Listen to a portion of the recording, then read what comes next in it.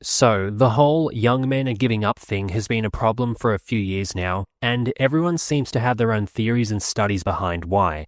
Now, what I have observed over the years has led me to my own reasons for this crisis. And it's not for the reasons people have talked about. Well, one of the main reasons is quite common, but the other reason I haven't seen talked about much from other big content creators, and the reason is, I believe, is because they have big channels. They don't want to offend anyone, because, cancel culture. However, as much as it'd suck if my channel got wrecked because I hurt too many people's little feelings, I still basically retain all of my income, since this channel doesn't even provide like 1% of my total income, so I can afford to have an unfiltered mouth.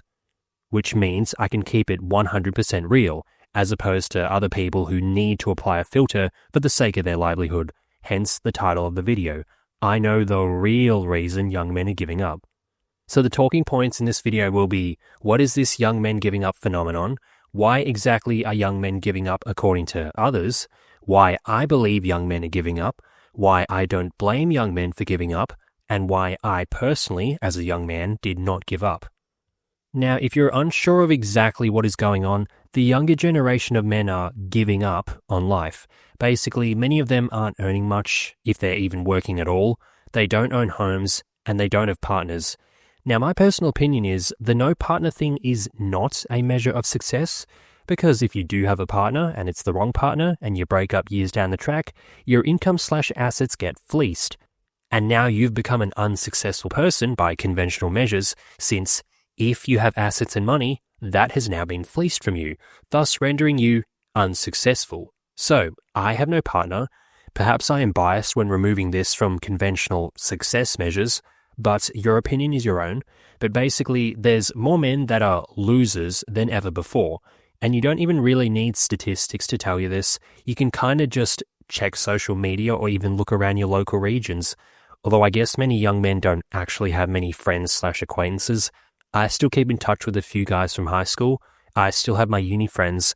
I still have friends from my wagey job from prior years. And I have my current wagey job friends. Didn't keep in touch with any friends from basketball, but the point is, I have a decent social life. I don't go out every Friday or Saturday night or anything, but that's mostly on my own volition. Not because I don't have any friends who wouldn't be down to hang on a Friday or Saturday night. Now, we know this is happening, but why? Back in the day, most men in their 20s had full-time jobs, a spouse, a house, and usually kids. But why is this not the case now? Well, I have two main reasons, but I'll briefly talk about what others have thought about this. One big reason I hear from others is the lack of purpose. Some men just don't have something to fight for, something to strive towards.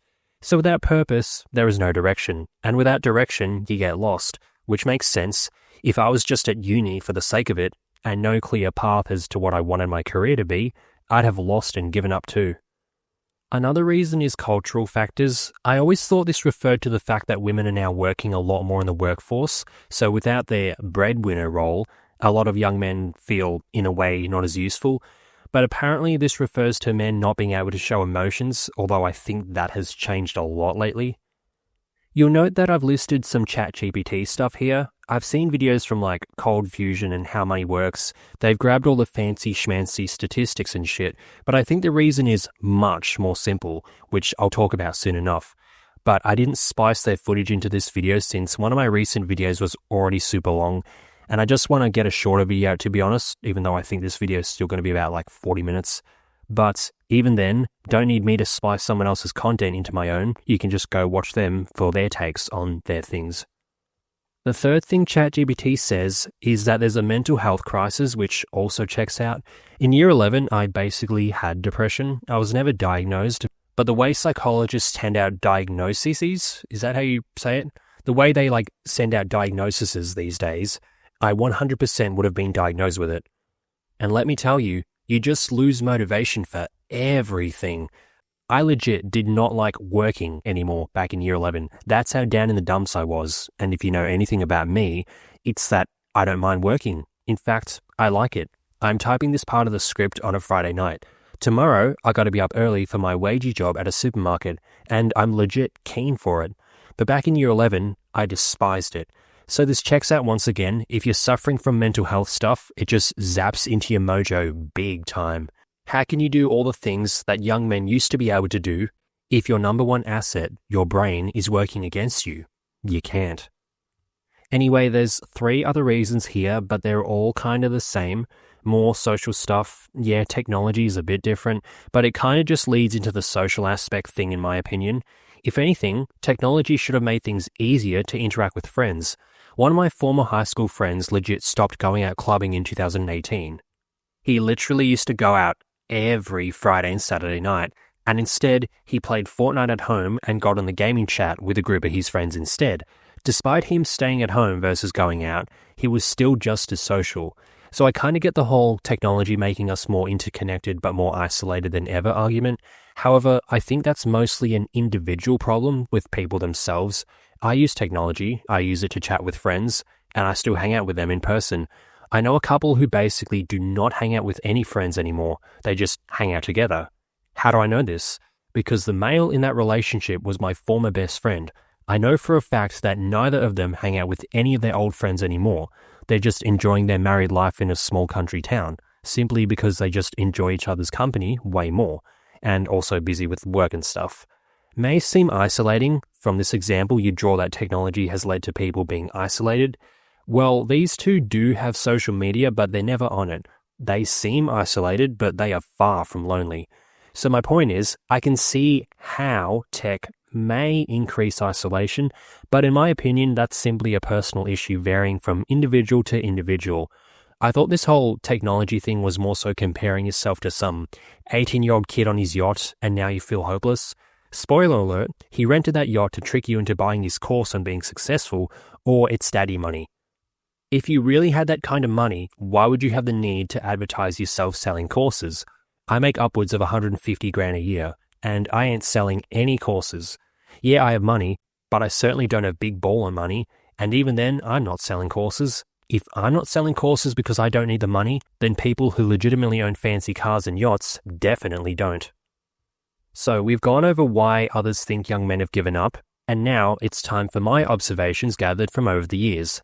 Yes, I do think factors like technology and social reasons have played a part, but there's primarily 2 reasons why I believe young men have given up.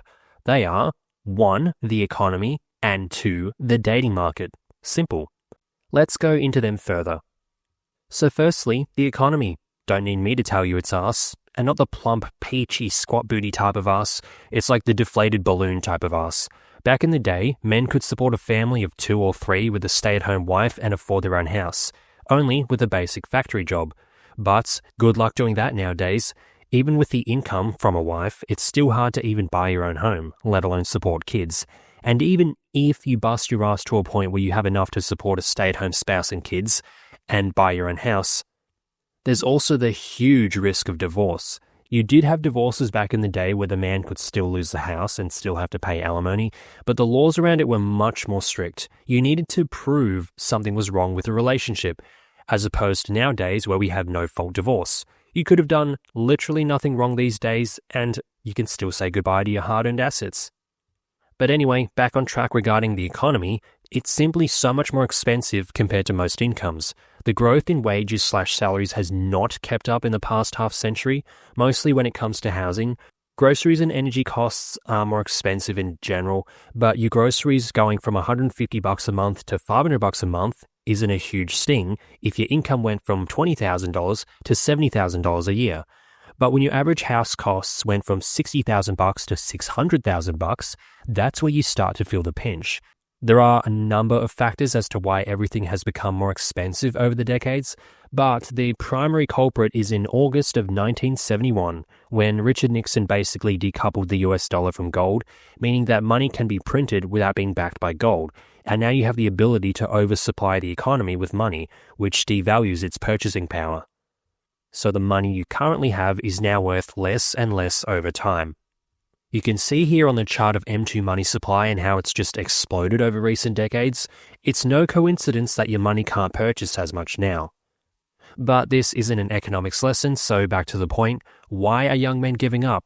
Well, because it requires so much extra effort to get by these days.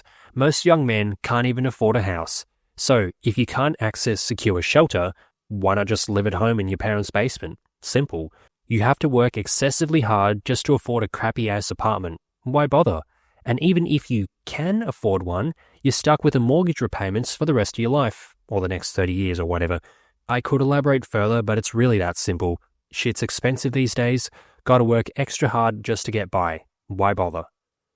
Now, the second reason why young men are giving up, and the reason that many other people won't talk about, is the dating market.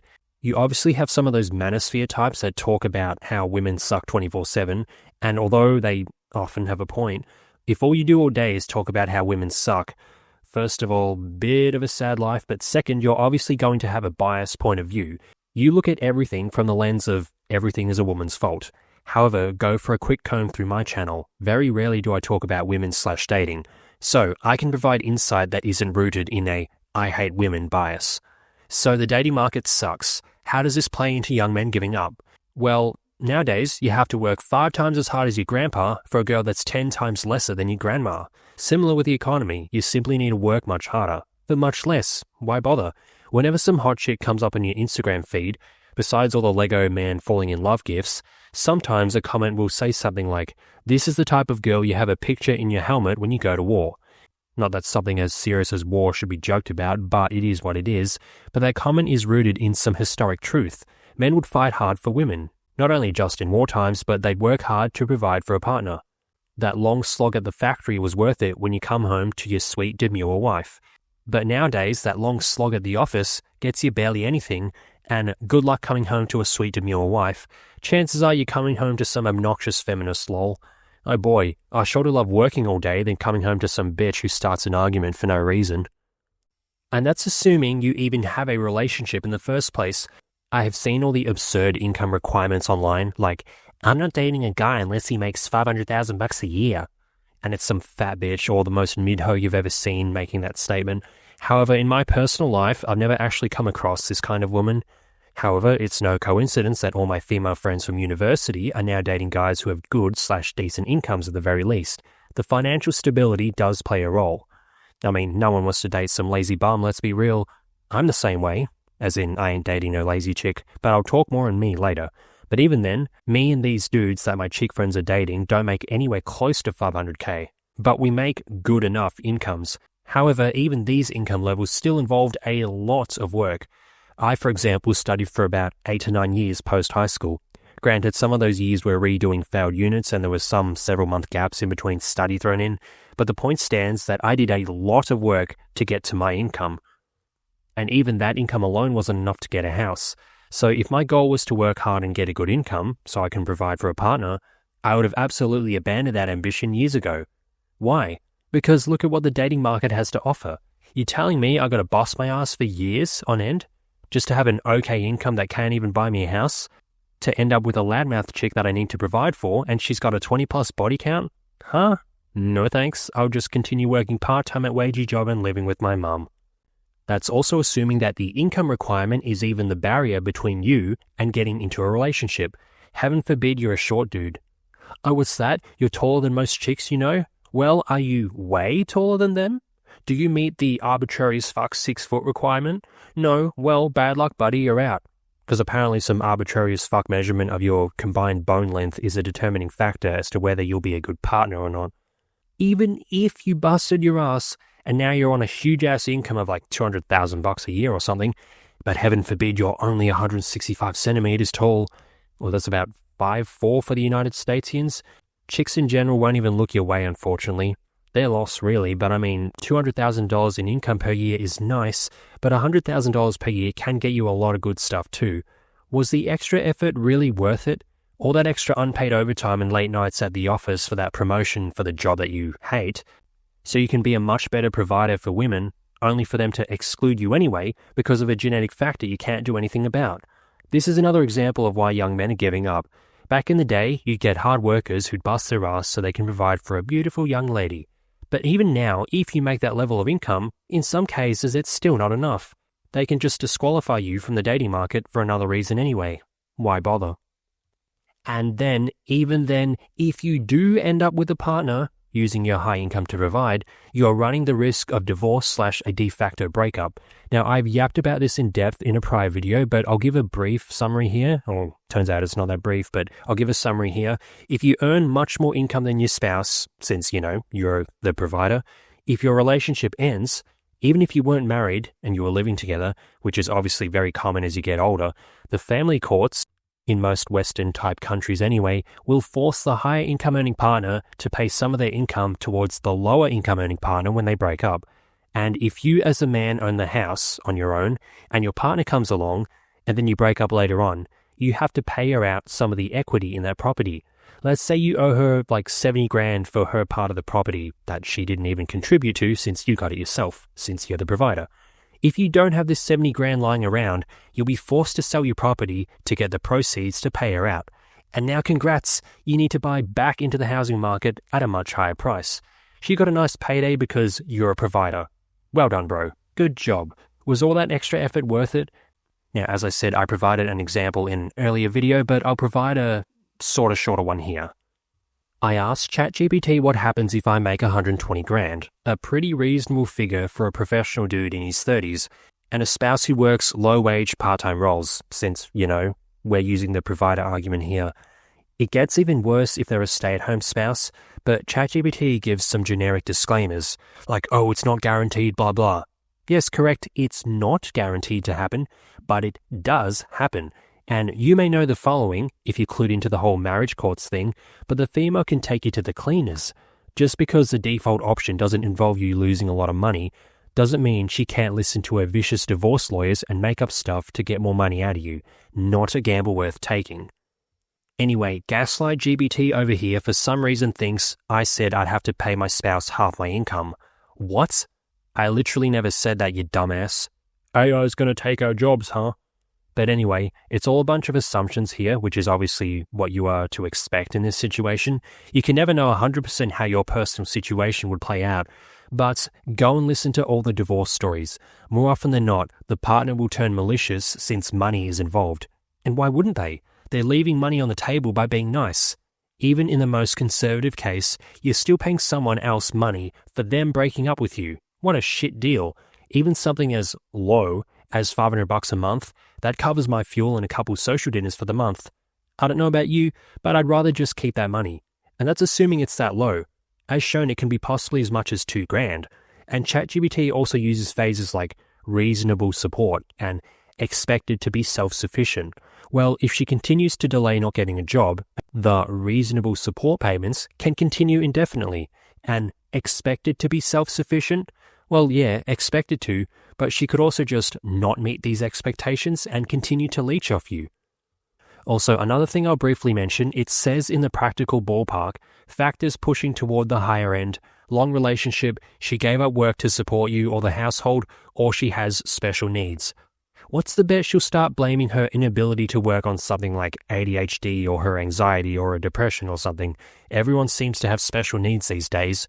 And now you're saddled for life with extra alimony payments because she won't go to work, because she has a mental problem, which 95% of chicks seem to have these days. Not saying it's her fault or anyone's fault if they have issues, but unfortunately, the world doesn't revolve around you. I'm not going to voluntarily pay extra taxes to support you because you can't work.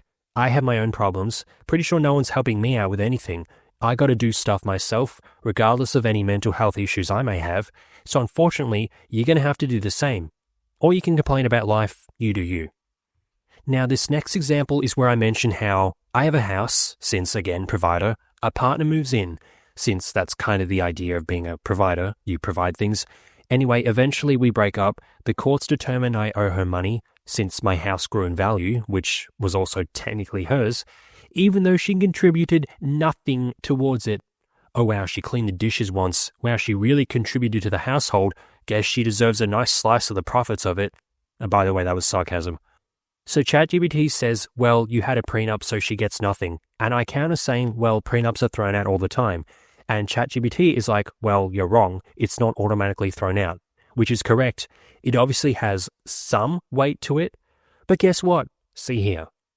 When a prenup can be overturned, reason 1, duress, fraud or undue diligence. One party was pressured or misled. A common thing you'll hear in these nullified prenup stories is that the woman will cry to the courts that the male made her sign the prenup under duress, which is like, oh, he wouldn't marry me without a prenup. You know, shit, every smart, successful man does this. You have a handful of dumbass, ugly simps who need to use their money to get chicks, since their appearance certainly doesn't help them, and they are naive enough not to think they won't get fleeced in divorce courts.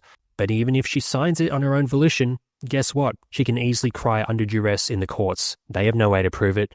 I countered ChatGPT and said this. You can read what I said on screen. And ChatGPT agrees. We literally have a court case here in Australia from 2017. Thorne versus Kennedy, 2017. A woman was told the wedding was off if she didn't sign. Well, no shit. Why the fuck would you put your assets at risk if that was the case? She signed it anyway and then cried to the courts later. Further down it says, they challenged the agreement by saying it was an ultimatum, not a free choice. Well, they'll say that anyway, even if it was their choice. They'll be like, oh, it was an ultimatum. So there are a few options according to ChatGPT, though, that make a prenup hold on, so you may think everything I said is invalid. But hold on, look at point 4. Fairness in the terms. It says, building in some provision for the weaker party, example, a set payout or recognition of future contributions, makes it harder to argue exploitation. What? A built-in set payout? What the fuck? The idea of a prenup is so I don't have to do that. And even then, notice the ambiguity, argue exploitation. Argue. The word argue. Well, her lawyers can argue whatever they want in court and cause the prenup to be voided. I've seen the stories. No matter how airtight you think the contracts are, a lot of them are going to get disputed like hell in the family courts. There's no safety, gentlemen. Your only hope is that your partner doesn't turn vindictive. And well, good luck with that one. So I'll stop there before this video just becomes me doing nothing but showing you a conversation with ChatGPT, but I did do more of this in a prior video, so go check that out if you want to know more. Now, how does this tie into the video? Well, young men are giving up. Why? Because you need to work extra hard to get by. And even then, the dating market isn't exactly filled with desirable women. And even then, if you somehow do find a desirable lady who hasn't disqualified you based on your height, and you do bust your ass to provide for her, chances are you can be providing for her a lot longer after the relationship ended. Now that leads me to my next section. I don't blame young men for giving up. Basically, for reasons I've already mentioned, economy is rough, housing is super expensive, you need to work extra hard to survive in general, let alone providing for a partner, which used to be a big purpose for young men. And even if you do that, it can backfire on you, and now a good portion of your hard work is fleeced from you. So let's use myself as an example. Normally I talk about myself a lot on this channel since, I'm documenting the progress in the game of life and it's my channel, and that's honestly one of the only unique things about my channel is it's about me. Anyone can talk about any topic as it doesn't relate to them. And I don't really want to turn this channel into essentially a video diary of mine. I do want to provide a broader range of videos. However, I need to mention my personal situation here since it'll help any newer viewers understand my point of view. For context, I am a single 28-year-old male. I own my own house. It's in a good suburb, like actually good, close to the CBD, close to beaches, very close to shopping complexes. It's a 4-bed, 2-bath, 2-car garage, 2 lounge, 1 outdoor living. Basically, it's a very big house for a single guy. It has central heating/cooling, which is kind of common for new builds these days, but a lot of people will buy older homes as their first homes these days, which do not have this luxury. Anyway, point is, without tooting too much of my own horn, it's a very good house. My mortgage repayments are about $2,319 per month currently. It'll go lower with the upcoming rate cuts here in Australia, so it's very affordable since I get at least $127,000 a year. This is before retirement funding and taxes, but even with that, it's still a good chunk of income. And lately, I've been doing more shifts at my second job, so even with a conservative estimate of extra hours, that pushes my income to around $150,000. But wait, there's more. Because I have a 4-bedroom house and I only sleep in 1 bedroom, there's 3 spare bedrooms I can rent out. Now, I'll talk more on this another time, but I can easily get $620 per week in rent from these 3 rooms. And there's also a good amount of tax benefits you can receive from having part of your house used for investment purposes. These combined with my employment income mean it's very possible for me to be earning about $200,000 per year as a single 28-year-old male, living in regional Australia, aka I don't live in a capital city, whereby my career income would be inflated much more. But obviously, this income level involves a lot of work.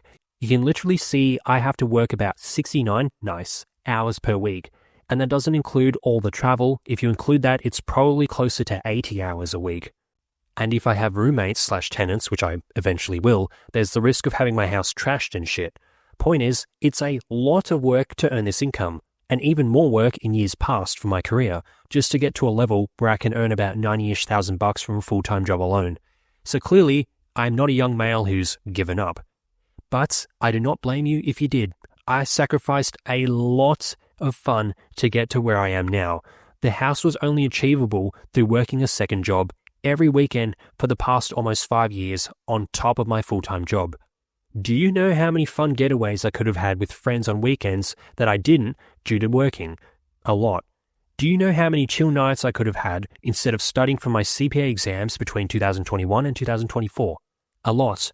And hell, even now, I work a few extra nights per week. It's damaged my gym routine, and it also obviously cost me some sleep. Could be on dating apps mingling with some short-term flings these weeknights instead of busting my ass at another job. It goes back to the body count shit.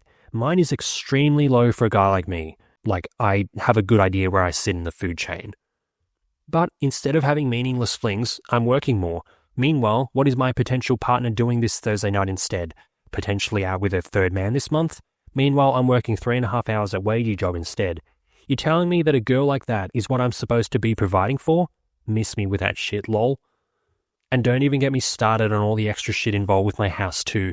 On top of all this work, I've had a lot of manual labor stuff involved with my house. Fixing up and getting ready for my driveway to be concreted, because I didn't pay for that with my house, otherwise it would have been even more expensive. And getting that ready involved a lot of hacking and digging away one weekend, a weekend I had off work, so that I could get things leveled for the concrete, let alone a few extra days off work to get things sorted both ends that weekend. Like, I had a Friday and Monday off to help get that ready as well.